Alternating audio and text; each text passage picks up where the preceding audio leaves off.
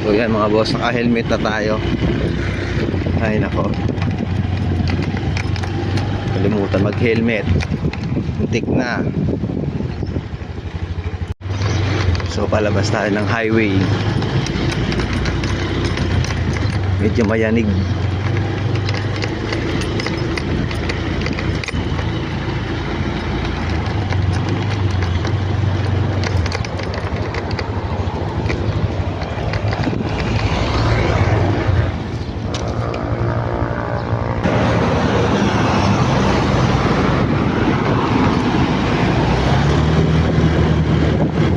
Yan mga boss, dito tayo ngayon sa Inayawan Bridge. Ano po lang diba mga boss, yung palengke rito dito sa kabila, sa kaliwa, dito pupuntang kanan. Inayawan Public Market dito sa kabila, Talisay papunta ron. So dito tayo sa kabila.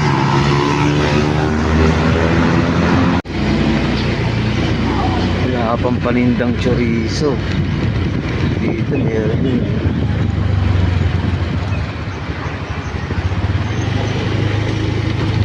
wala pa.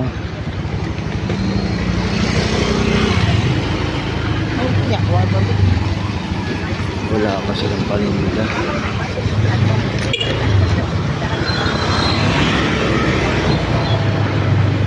Hindi pa tayo sa kabilang palengke mga boss. Sarado pa sila, wala pa silang paninda. Doon ako nalungkot. Sa hapon tong lugar na ito, mga traffic na bibili tayo sa kabila. So dito tayo, Inayawan Public Market. Dito tayo galing. Ito Talisay City, Cebu. Dito tayo kanina palengke. So dito tayo bibili.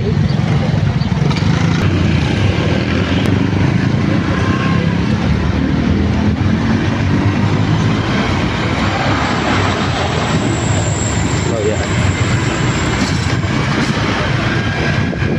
maghapon din mag-grabe din traffic dito. Masikip kasi yung kalsada eh.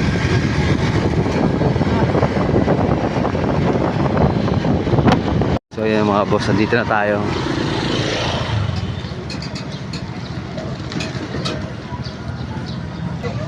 Yun.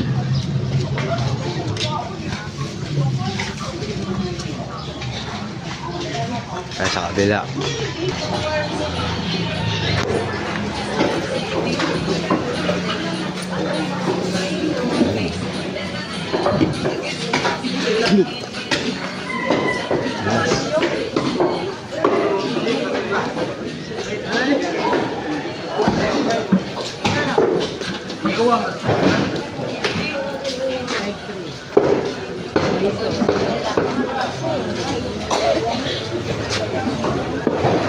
Pila na siya?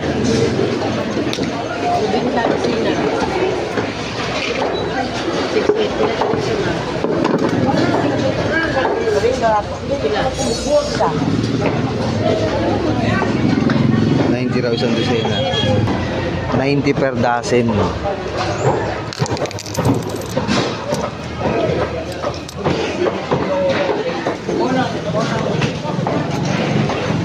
Ani? 12 ka ba? Nasa ka mo yun.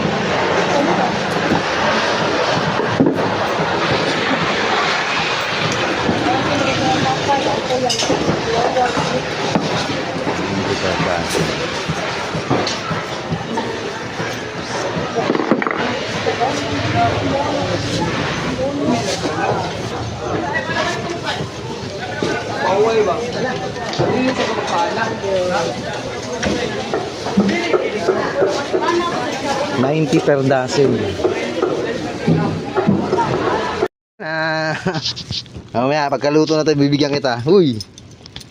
Bibigyan kita Ibana. Behave ka lang. 90, 12 pieces siya. Santosena. Pwede na. Tikman natin mamaya. Ayan na siya mga boy. Malapit na. Yan lang.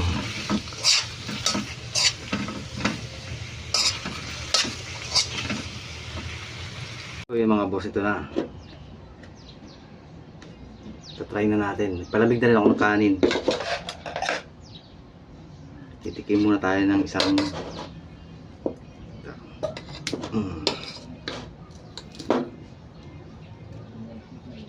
titikman natin kung meron pa ako isang nakitang ganito eh.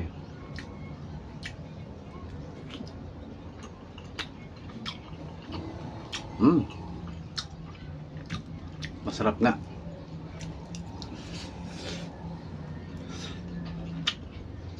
Chili flavor siya. May buto pa ng sili oh. Meron siyang buto ng sili. Ayan oh. Chili flavor.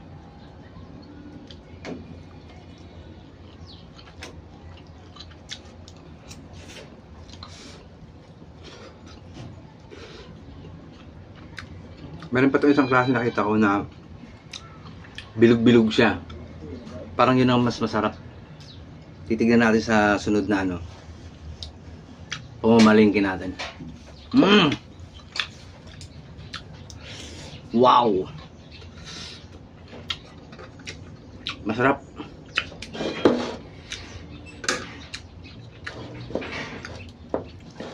₱90 hanggang pananghalian ko na to.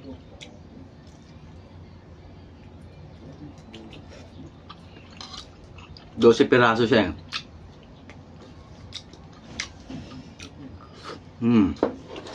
Masarap. Pero titikman din natin yung isa pang klase. Ito kasi parang yung ganisang maliit lang eh.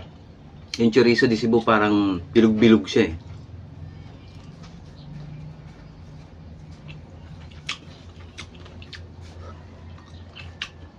So next natin yun.